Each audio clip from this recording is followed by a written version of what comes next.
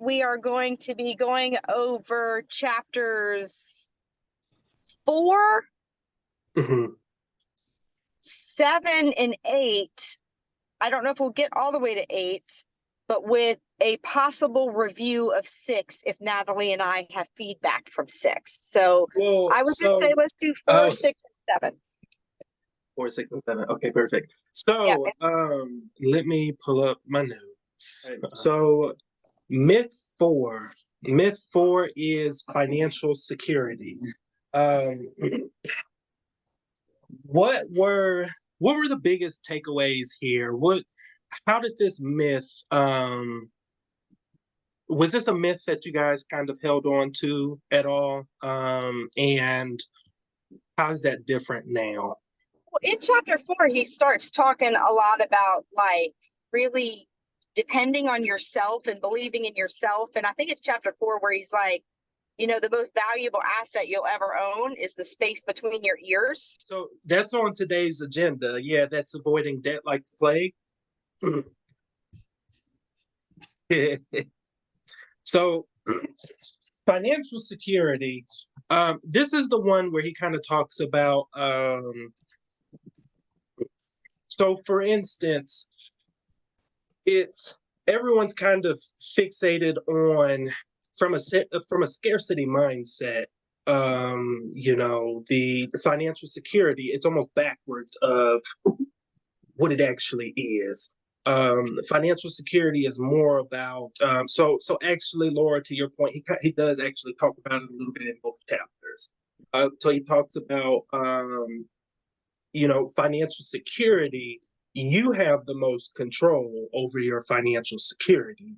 It's not going to come from anywhere else. So to your point, Laura, yes, he does actually talk about you actually being the only security that you can control. And then in a later chapter, he kind of talks about you yourself being the asset. Correct. I just think so, when you're looking at all of this and the things that we were taught as children, it's so eye-opening when you consider yourself as your biggest asset, because when you start to build assets and grow wealth, and then you start to save, all of a sudden, to the author's point, you get so nervous about spending or doing this or doing that. And I was really into the insurance chapter in the chapter, I think it was chapter 7 that I read. As well, to your point, because it kind of talks a little bit more about you being the asset there. I think that might be the chapter that he gets into it, but it was definitely eye-opening to see the shift in mindset on what is an actual asset, what is not an asset, and what actually creates security, because we are so lied to, or we lie to ourselves, or just uneducated. I don't really know what the right way to look at it is. But we're so lied to about what an asset really is that I think this chapter was a nice shift in thinking about where we should be going and in investing our money and in our time and our efforts. Exactly. Craig, Natalie, anything to add on chapter 4? I know we're kind of stepping backwards a little bit. Yeah, my brain is not working in the sense of I came in late. In the sense of and order. I feel like we've kind of Back to the Future, where we're talking about chapters from a few weeks ago, and I couldn't even. So I'm a little bit lost. Yeah, so to kind of give you a little bit of insight, so I actually skipped myth 4 last week. And so last week was also the week where I don't think anyone had gotten to myth 6 yet. So, however, I talked through 5 and 6. So today we're kind of touching on 4 and 6 briefly. Okay. So if you have anything to add to it, you can. If not, I think 6 we have talked through. But that's kind of why it seems like we're kind of jumping back a little bit. Okay. A bit of my fault. So No, all good. My I'm apologizing. Kind of popped in late, so that's on me. So now that I'm somewhat caught up, as far as what's going on, I don't have any comments. Fair enough. Natalie, anything to add from chapter or the myth 4, financial security? Yeah, so I think for financial security, I mean, I just love like how each of these books that we keep on reading kind of helps reiterate the points that are being made in this book. And even reading through the myths for today, you could see, or we've heard a lot of this before, like, and so it's neat to hear the emphasis on it and then the reiteration. And it's kind of neat too, in a sense where, these things are no longer really myths to us because we've been told this already or read this already. And so when we read some of these myths, it's like, yeah, that's normal for me. Where I think at the beginning of the book, I was like, well, that's a big change for me. And so Right. this financial security, that's a big change. And it's been exciting to see that it's actually happening, or you feel it. And Right. Absolutely. So so I want to touch on myth 6 as well. So high risk equals high returns. I think when we talked through this one, I don't think you guys had gotten a chance to really dive into it. This chapter I actually really like, because I feel like a lot of the books that we have been reading, a lot of it has really been indicating it's not the investment nor the investment vehicle per se that's the issue. A lot of the times it's just the investor, whether it's just uneducated, inexperienced, or, a combination of the two, or, multitude of different things. But it's really just the investor that's making high risks, which he talks in the book. And it's almost like, by the time he's done going through this chapter, it's like, well, why do we accept so much risk? Certain things, and it's almost like the way the banks kind of break it down to us. It's like, well, you should expect more risk whenever you want more returns. Otherwise, you should expect low returns. And it's like it kind of creates that fight of, well, do I want more returns or do I want less returns and safer money? Anything here that really kind of stuck out to you guys, or kind of was, almost kind of taking your thinking and kind of flipping it around, or was it really more of like Natalie, like you were saying, now that we're kind of looking through these things for us as we're reading through books, they may not really be myths anymore, but they really just kind of might be reinforcing things that we already had or have learned. yeah, I think we're all moving from that 98% thought process and transitioning into that 2% of how to handle money, manage money, and manage risk of things. I think, a year ago, we were all we'd be terrified to read this book and we'd probably be having a very different conversation than we are now. Right. And so that's really exciting to see all of our development and growth here in these myths. Right.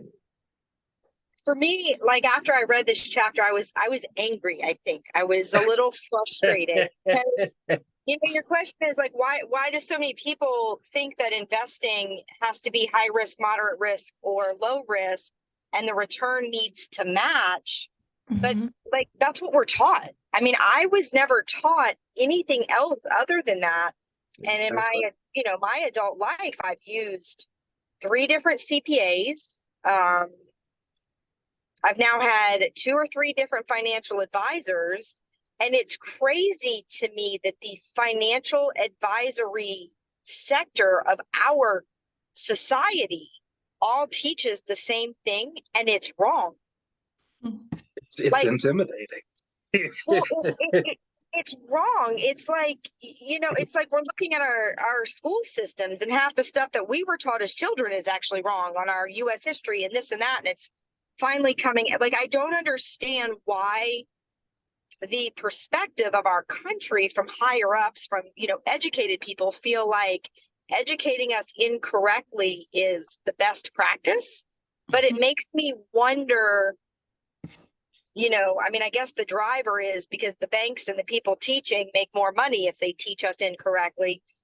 But it makes me wonder what the world society would be like if they would start actually teaching people correctly. More people would have more things, but I wonder, and I guess from the bank's perspective, they're greedy and they don't want more people to have more things, and that's why they don't shift their teaching and what's put out there, whatever.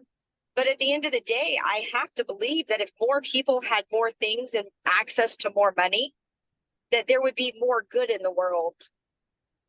that we're missing, because there's people who I think would do good if they were taught differently from a young age and grew up with different habits that allow them to be financially free. So after I got done reading it, I think I was angry. I was like frustrated with that we teach. You take college, for example. Everybody tells, save for your kid to go to college. Well, if you took, save 20 grand over the course of the first 5 years of your kid's life, and then went and bought a house with that, well, not only would you pay for their college, Yeah, somewhere but they would have something to show for it after college. And Right. it's like crazy that more people don't think from that perspective, and then, get educated about what they're investing in, because I firmly believe that no investment should have any risk if you mitigate it and understand it. Right, right. And honestly, to piggyback off of that, to your point, yeah, if a lot of that was taught in schools, it's like you wouldn't, because I feel like what's happening on the flip side is you get someone that's uneducated that tries to jump into it anyway. Right. Next thing you know, SEC is knocking on their door saying, "You may not have known this, but that was a felony." Right. That was dumb. Right. So it's like, I mean, you don't know what you don't know, but to your point, I mean, a lot of the people that may be trying to make big changes, do different things, do things differently, just aren't educated. Don't have the means, don't have the experience, and the environment's just not providing it for them. So now, if there's a little bit of ownership, obviously there's books that you go and read, there are things that you can do, but I feel like it starts at the education, really. Mhm. Well, I think that's the biggest key as far as this one particular chapter that we're talking about, as far as high risk, high rewards, low risk, low rewards.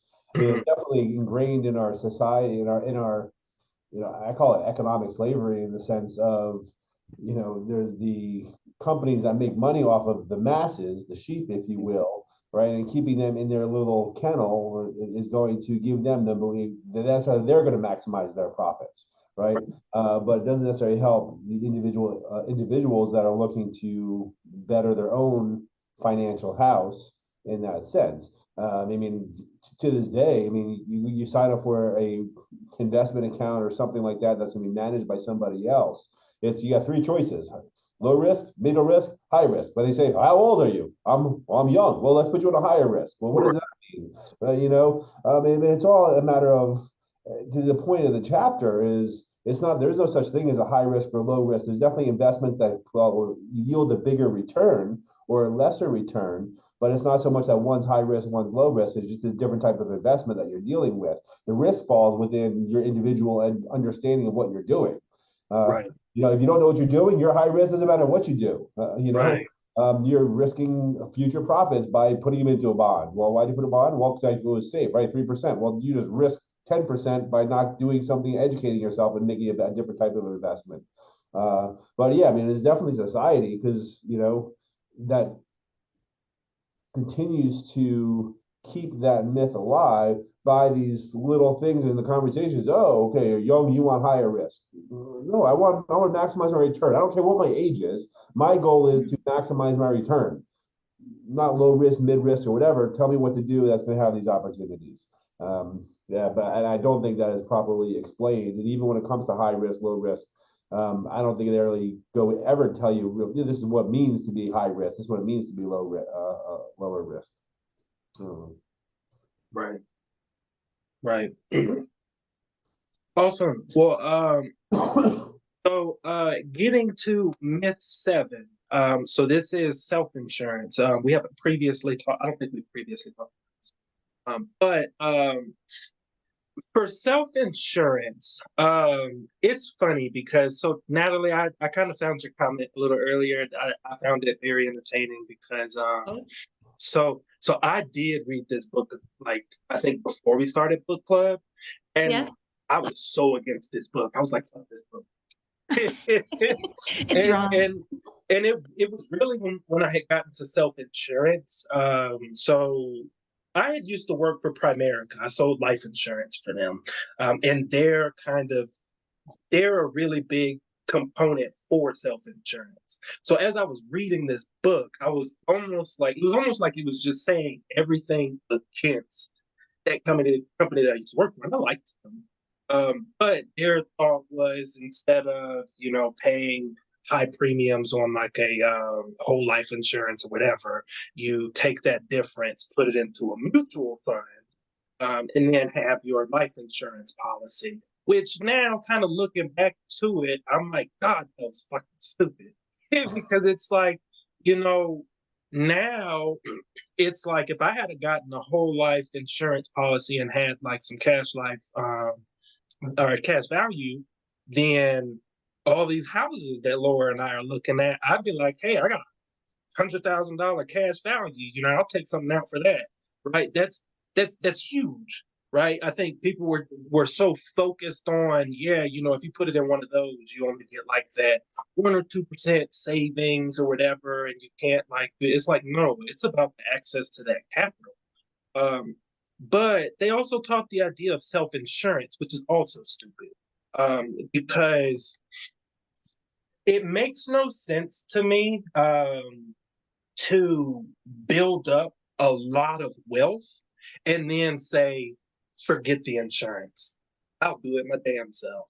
It's like, okay, but what you're forgetting is they're the experts in risk. You pay them for that, right? So that you don't have to sacrifice your own personal wealth. And to me, it was like, I almost felt like the goal of attaining that wealth was so that I could skip the insurance companies and say, well, fuck it, I'm self-insured. It's like this big, I've got a big ownership, I can't be touched, yada, yada, yada, but it's just so untrue. So reading through that chapter, the first time I read this, I was over the book. For you guys, what was your thought kind of reading through the self-insurance? Was this new for you? Was it kind of like a flip on the head? Because I know the one thing with insurance, I know with the books we read, don't talk a whole lot about insurance, other than, it's really valuable for your business. It really is. So what were you guys' thoughts on this chapter? So I never really knew of I guess I never really bought into the self-insurance myth per se, other than I've heard about large companies self-insuring from a medical perspective only, right? Which, whether that makes sense or not, I don't know. I mean, when you're dealing with, ideally, you never get sick and no one ever really uses this stuff, right? But if as a company that has been required to pay health insurance premiums, if you will, to create, okay, well, instead of paying $100,000 a month for my premiums, right? Maybe I want to put $100,000 into an investment account. Then I start investing that money on a thing, and then I'm using that money to cover my medical bills for my employees. In that way, I've heard that, and I don't know if that's one little nuance that may work from a self-insurance standpoint, which where corporations are people to some extent, right? But that's not really self-insuring yourself, right? That's a company self-insuring their employees and stuff like that, and it's for an employee benefit program, things like that. I don't know. You don't really talk about that. I don't know if that is a never do as well, but I don't. So beyond taking that apart of it, now what I did like about it, and what I agree with, is there's definitely something is a underinsured and overinsured analysis, right? So it's not a matter of you should ever be self-insuring, but you should never want to be overinsured either. In that sense. And so, try to figure out that happy medium, if you will, as far as, okay, playing with the deductibles, okay, $5,000 deductible, $2,500, $10,000 deductible, what makes the most sense on that? Sure. I mean, I think that is super important. Sometimes it's required. I mean, car insurance, you can't get on the road without car insurance, right? But at the same time, we don't self-insure either to that extent. We don't have the minimums, right? I mean, I think minimums are almost self-insuring to some extent, right? State minimums, which are just bogus in Georgia, 25,000. I mean, that's that you broke a toe, 25,000. Oh, there's my insurance, right? So 25,000 doesn't really cover it anyway. It just have a requirement doesn't make any sense, But figuring out, okay, should I have a $500 deductible on my car insurance? Should I have a $1,000 deductible? Should I have a $2,500 deductible? Right. And I like the idea, and I think I do this sometimes. All right, it's deductible is $2,000, it's $3,000. Oh, just cover it. I don't want to make the claim. I don't want the claim history. And to his point, then why the hell you have a $3,000 deductible? Make your deductible 5,000. If you're never going to pay something that's under 5, why the hell do you have a deductible below that? Right. So I do, that is something that I want to revisit in that sense. I thought that was a nice little thing to be cognizant of, right? Because there's lots of times we have insurance. I don't want to put it through the insurance company because it's going to go through the roof, right? Or it's close enough to the deductible that I'm like, okay, it doesn't really make any sense. I don't want to claim when it's almost a break even. Right. Well, then raise your deductible. Oh, okay, that makes sense. Yeah, that's a good point, right? Yeah, he does kind of talk about some ways to really kind of hone in on the insurance and make it a little more applicable to you. Right. And the life insurance piece, I mean, that is definitely something that I thought was very interesting from what I've always learned in the past was whole life you never want. I mean, unless you have just money just like pouring out of your ears, you've invested in this, you've invested in that, you invested in that, you have nothing. What else do I do? I guess I'll get a whole life insurance. Right. Right. That's what I always heard about it, right? Term until you don't need it. Well, now learning of all the positives about whole life insurance, I'm pissed. I'm 50 years old at this point. Say, Laura, we need to get you whole life. Right. On a pay, my goal is to get Laura with whole life at this point, and I'm going to put her on salary for $2,000 a month, and then she can just put that whole $2,000 to cover her life insurance premiums, right?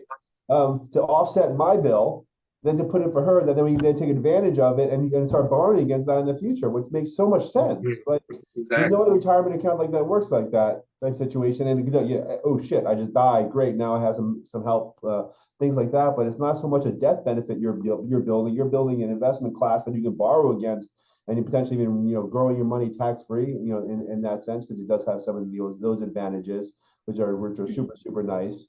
But then be able to kind of use that money at the same time, and it's not under lock and key. You can't even touch it. So yeah, there seems like a lot of benefits to this whole life insurance policy that I've never heard of until the past month that we've gone to, really the past 2 books, I think. Right, exactly. So the tax issues that kind of came into the advantages of under life insurance, as well as this book, as far as making sure that you're properly insured, because insurance is not a scary thing. It's something that you should be doing. Right, exactly. He said that the 2 most important things to have is a good financial advisor and good insurance person. Yes. Which I'll put an emphasis on the good insurance person, because I feel like this is me complaining about USAA. But I feel like sometimes you can go with the policy just because of the name of the company, or what you can get from it, the price of it. And it's like, I think he even talks about in here, actually, in the next one of the next.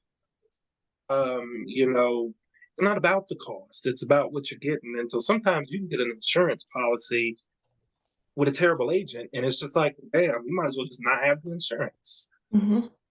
So same with your financial advisor. Exactly. Laura, anything to add on self-insurance? Are you going all self-insured, or are you excited about the whole life policy?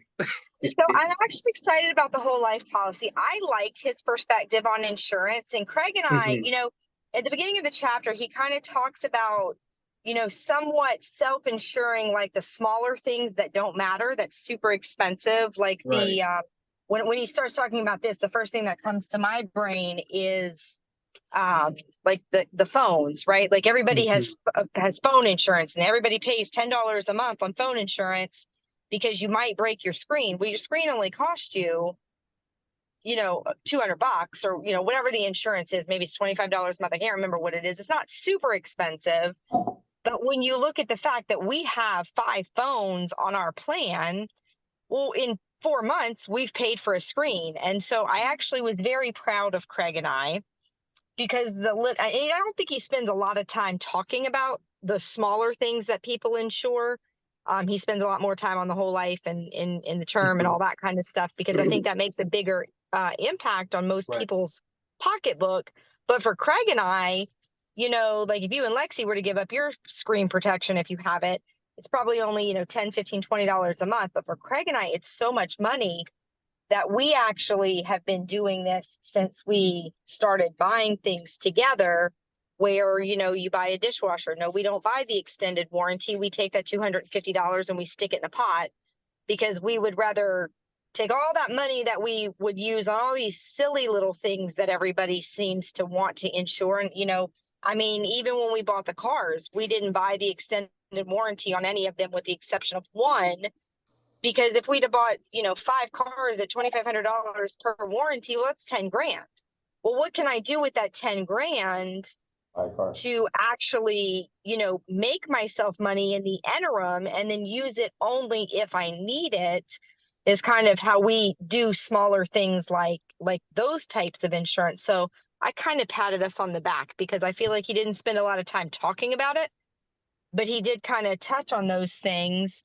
And then, I agree with Craig. Like I was really sad when I started thinking about how we were set up with life insurance, because right now we have a term policy and it's like, oh, why did we do that? But we did it because we didn't know better, right? Like we were Right. going off the advice that our parents had given us and the A people that risky investment.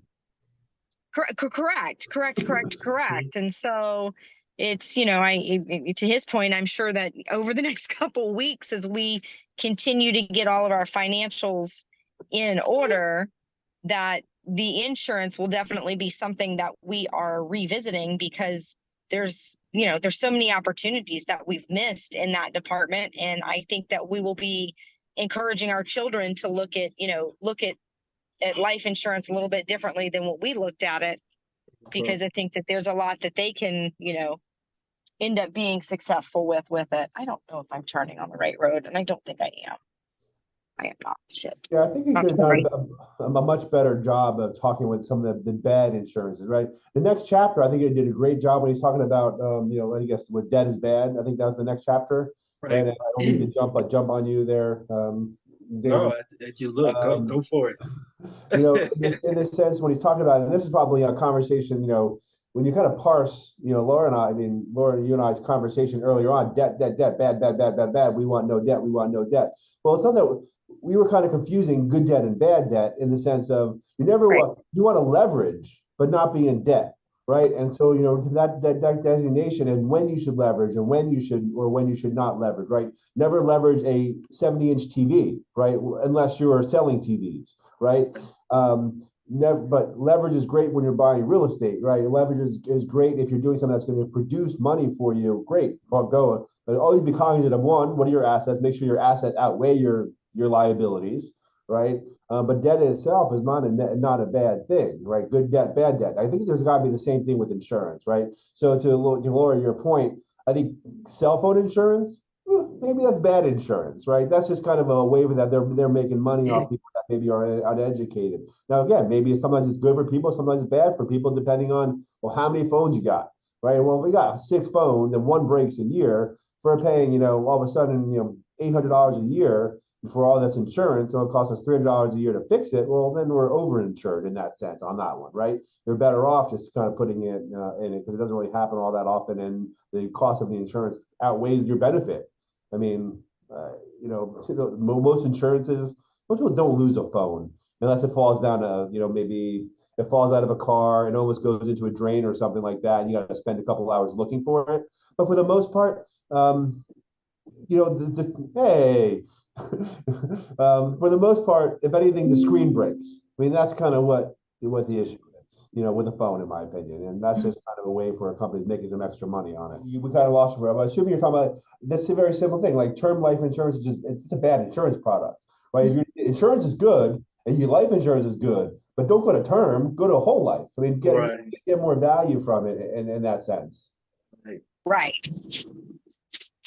Did I finish your thought correctly? You froze for a second, Laura. So we've got about 7 minutes. I did want to touch on avoid debt like the plague.